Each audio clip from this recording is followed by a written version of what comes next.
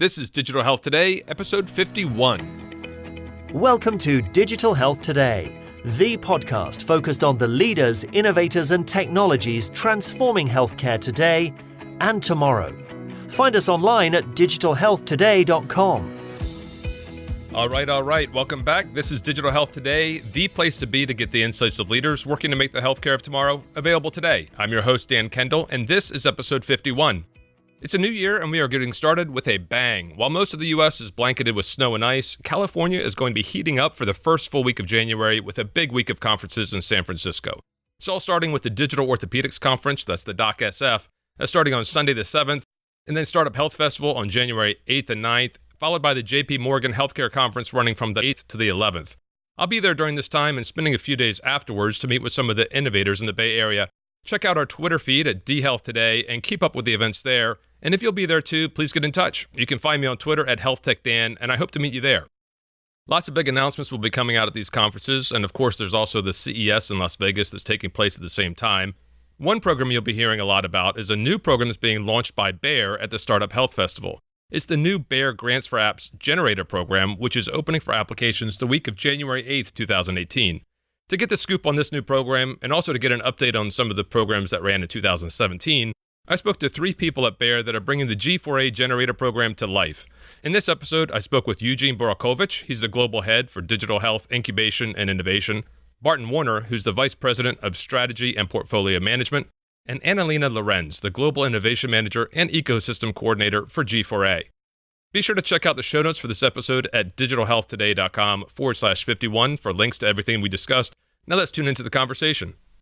Eugene, Barton, Anna, thank you very much for joining me and welcome to the program. Eugene, I would like to start with you. You were a guest last year back on episode 22, and we spoke about the work Bayer is doing to advance innovation in healthcare. Now, when that episode aired, you were just opening up the applications for the G4A Accelerator program and the new Dealmaker program, which ran for the first time in 2017. I encourage everyone to go back and listen to that podcast. You can find it at digitalhealthtoday.com/22. Now, Eugene, I know you selected 4 companies for the accelerator and had a huge demo day at Slush, which is the massive event held in Helsinki in November, December each year. I'm going to have those 4 companies listed in the show notes for this episode, but I also want to hear about the Dealmaker. Can you remind us about the goals for that program and tell us how that went? We got over 800 applications this year for the Dealmaker. We selected 40, and the beautiful part about this is that we actually, from the beginning, had our challenge owners identify the challenges. And I know back in the day, you posted the 30-plus challenges, and startups were welcome to apply to one or many, as long as it was very pinpointed to actually solve the challenge that our business challenge owners put forward. Out of those 800, we went through a rigorous process along the way and selected 40 startups that cultivated in one day, where we invited all 40. We had breakout rooms and a pretty tight schedule. And in every room, we had a business challenge owner. We had somebody from procurement, always around, legal, et cetera. And the goal was to actually cut a letter of intent the day of. We set ourselves a pretty aggressive goal, and we actually beat it that day. So out of those 40 startups, we did more than 10% of those did a letter of intent the day of, and few trickled in since then. That's fantastic, Eugene. So about 25% of the companies overall that participated or were selected for the Dealmaker program were able to get signed letters of intent with Bayer, which is phenomenal, to put it lightly. Now, making something like this happen in any organization is a lot of work. Bayer's over 100 years old, over 115,000 employees around the world. And you seem to be really effective in driving this new approach, this beyond the pill approach that pharma is taking. Tell me about the team that's making this happen. What kind of mindset do you guys have, and what's making this happen inside Bayer? At the end of the day, it is about the people, right? And I mentioned that startup entrepreneurial DNA is absolutely one of the core aspects of the overall team.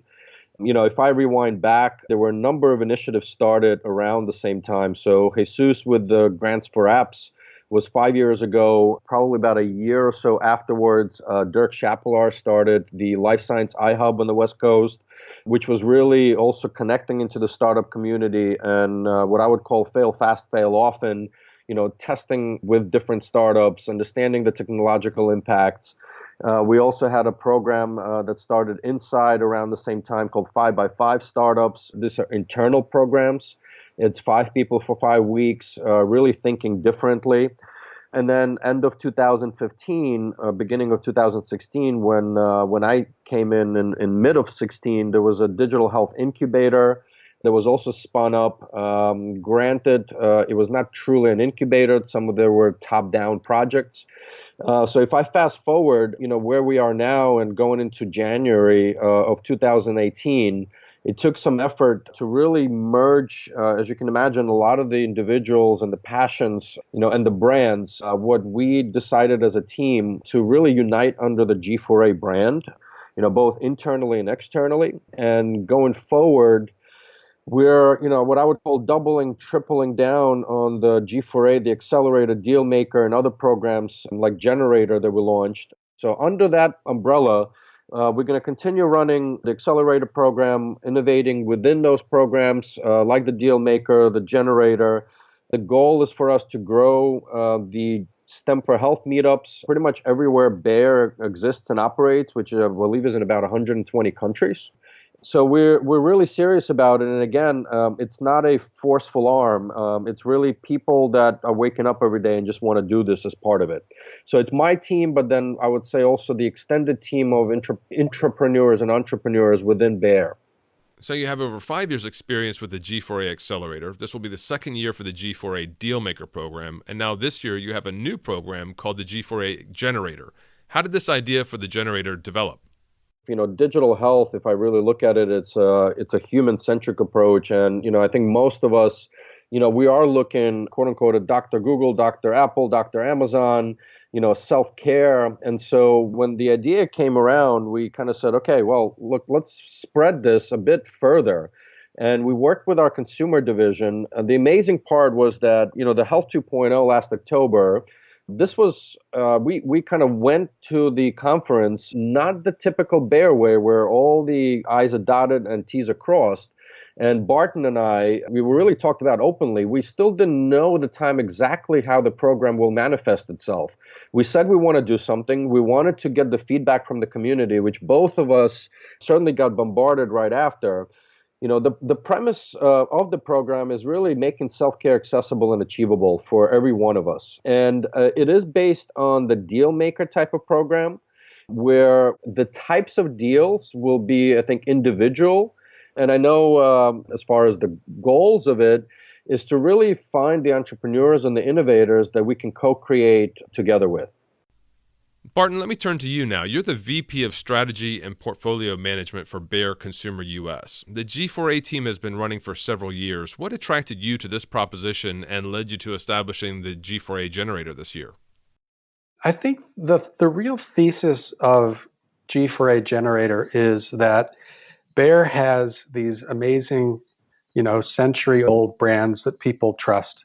And we really want to continue to leverage those brands and to give consumers new options associated with those brands. So our thesis is that between the startup community bringing new innovation and Bayer's skill set around mass market, reaching millions of people, that's a sweet spot that we really think we can, find a good partnership. The Generator's focused on self-care. So just so listeners and I are on the same page with you, can you describe how you define self-care, what you're looking at? Sure. So self-care is a huge landscape, but primarily we're talking about how people are either preventing disease, being proactive about managing their health, or it could be treating a condition that they have.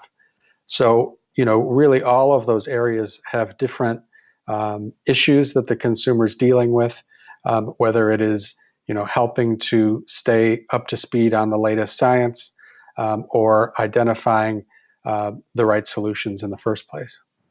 And within that topic of self-care, there are 4 specific areas of interest that you've identified. Can you take us through those 4 challenge areas that you're working to address through partnering with startups? Sure. So one of the things that we're looking for is a way that we can help people manage their own self-care across all different categories. We know that people are very overwhelmed with a lot of things going on in their life. We know that there's a lot of information coming their way, but they don't always trust it. So we're looking for probably an app that would help people really manage self-care for themselves and their family. So that's one area that we're interested in. We're also interested in the area of external pain management. So how can we help people manage pain without pills? This is likely to be in the digital space as well, either with or without a medical device. We're looking at ways to improve the sun care consumer experience. And then finally, we're looking for nutritional firms in a few specific areas that we've identified, particularly focused on millennials. So just to recap those 4 challenge areas, it's managing self-care, it's external pain management, it's improving sun care consumer experience, and nutritional support. You can find all those areas listed on the G4A Generator website, which you can get to just by going to G4AGenerator.com. That takes you directly to the G4A pages where more details can be found. Now, what would you like to see as a result of this program? Can you give us an idea of how many companies you'd like to identify and what startups can achieve by participating? So we want to get at least 10 companies into the final round where we will really look to find commercial terms that would be beneficial for both sides, and hopefully we get to market within 2 years with these ideas. Do you have a preference for what stage the companies are in when they're applying? It's really difficult to say because I think it depends on the nature of the idea and the stage that they're at. So ideally we would want to be able to take something that has already had proof of concept and is already approved for use, in which case it's just finding the right commercial terms. But it's also quite likely that we'll be meeting companies that aren't that far and that might need help, getting their ideas, through FDA clearance, for example. So those will take longer and be more complex. Barton, what advice would you have for startups who are working with constrained resources, to put it lightly? What do you think they should be considering when they're looking for opportunities to get involved with big pharma and big companies like yours? Yeah, I really believe that when the chemistry is right, just the good old-fashioned human chemistry between the people that the startups will be working with, when that's right, that really, really is helpful. We've heard many nightmares from startups who've said that there's been so much turnover within big companies that they can barely kind of maintain a relationship. So I would really look for people who have been with the company a while, people who have a track record of working with startups, and people who understand how to manage the bureaucracy of a big company. So in my case, I've been in big companies all my career. I've been at Bayer for 12 years. I have a pretty good understanding of how we do business, and I can really be a good navigator for small companies. I think without that, companies can say one thing, but they become quite dysfunctional. And I really think you have to be able to make those personal connections to navigate it. And I've been speaking with Barton and Eugene. Let's bring you in on the conversation too. How can startups apply to be a part of the Generator program? So we'll open up for applications on January 8th, and these will be open all the way through March 23rd. Applications will come in through our website, so you can find it on G4AGenerator.com. And there's actually going to be 4 separate applications for each of the challenge areas. So even if a startup thinks they have a very fitting solution for all 4, that's absolutely fine. They can apply on all the 4 separate questionnaires, and we'll take them into account for each of them. I understand you're also asking startups to submit a video. Can you tell us a little bit about what you're looking for there? Absolutely, yes. So we were asking startups to actually upload a video of 1 to 2 minutes, introducing themselves, the team, what they've been working on, what their solution is, and how they think it's fitting to our challenge. And we hope that with this long period of application time, they have enough time to really prepare and dive deeper into the details. I know one thing people will want to know is how will you identify the winners and when will we find out who they are? Yes, so we go through 3 rounds. The selection committee is comprised of the internal Bayer experts that are actually the challenge owners and complemented with external experts in the field. And they'll go through these 3 rounds, drilling deeper to the top 10 or a bit more than the top 10. And these will actually then be invited to the launch event to pitch their solution, their idea, and there'll be actually a handful for each challenge area. Tell me a little bit more about the launch event. Where and how is that going to be run? Sure. So the launch event is really about bringing the finalists face-to-face together with the challenge owners, pitch their ideas in front of the audience, and really for the selection committee to pick the companies that they want to start talking, collaboration, partnership, project with, etc. It'll be taking place in New York City. Date is not set yet, but we'll be publishing that on the website as well. And it's really about bringing all the digital health enthusiasts and experts that are around together to have a good evening and also network and just have a good time. Are you paying for the startups to get there? Yes. So the finalists will each get a ticket or 2 to come and pitch. And for others, it's open to everybody who's interested to join. Great. And that's going to happen sometime in May in the New York City area. If you're a finalist, you'll get a ticket to come to New York. If you're in the area and want to attend, keep an eye on the website and subscribe to the G4A newsletter to find out how you can attend. Absolutely. Before we wrap up, Eugene, let me just circle back to you and let me ask you, what's next? I know you're always thinking about the future and how to drive things forward. What does the future hold, and what can we look forward to hearing more about as you iterate and innovate within your own organization to build these capabilities? Thanks, Dan. Yeah, it's been a 1.5-year journey at Bayer, and so you'll be the first one to actually record this. So going into new year, we talked about the G4A core accelerator Dealmaker programs. The rest of the team is really uniting under the G4A brand, and we're actually creating a team called G4A Intelligence. I think, as you know, probably better than myself, there's tremendous amount of digital health startups.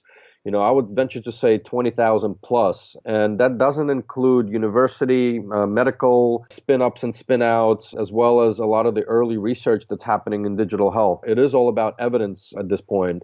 So the unit that we're creating is G4A Intelligence, and that will actually help focus on 2 sides, as my friend Millen, who I think you interviewed as well, talks about doing things better or do better things. Dealmaker is an example of it, but with our intelligence unit, we're hoping to cut from all the noise that's out there and help the core business do things better via the signals for very specific questions and challenges.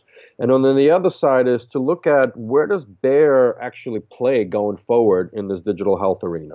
So that's the intelligence unit. The third one is the G4A Ventures. We tossed around incubation. I personally felt that incubation is still kind of toying around a bit.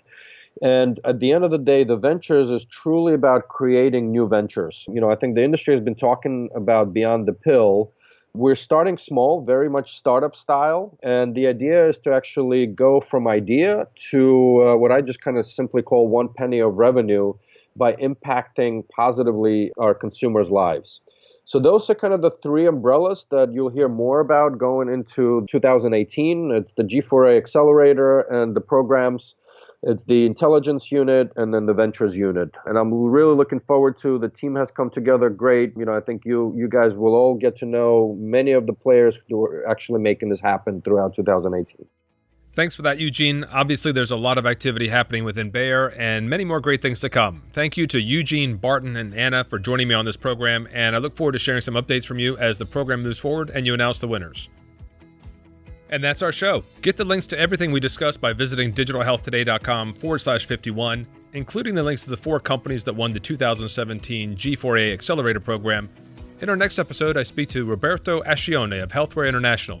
Be sure to hit subscribe in your favorite podcast app to make sure you won't miss it. And of course, please take a minute to leave a review on iTunes. It helps build our digital health community and reach other innovators working to transform healthcare.